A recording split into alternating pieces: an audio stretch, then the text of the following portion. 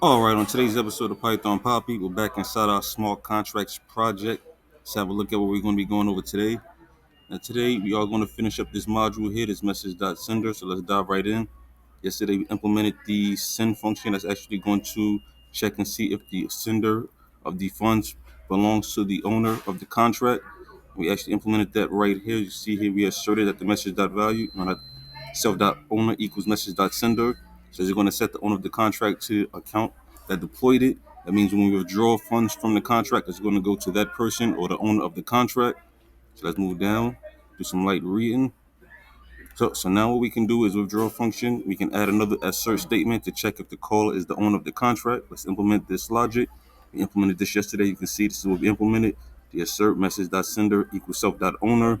And then we added this send function here that's actually going to send the funds from the contract to the owner's address. And this is the balance we want to send or the amount we want to send. We want to send the entire balance. So let's move down a little bit more.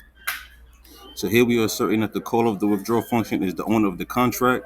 If they are not, we will raise an error preventing them from withdrawing the funds. And if they are the owner, we will withdraw the funds to the address using the send function, as you can see here. And if the line send self.owner self.balance will send all the funds in the contract to the owner's address. Now this is what the updated small contract should look like. It's basically all the same. It's just I showed you the send function already. I already showed you. So this is what it looks like when we add the send function to the withdraw function.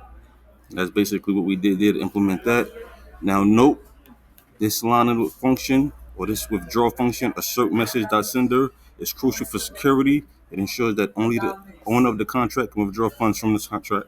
So if we didn't have this line here, anyone can withdraw funds from the contract. But since we asserted this statement here saying that the message.sender equals self.owner, only the owner of the contract can withdraw funds to their own address. So basically that's it there.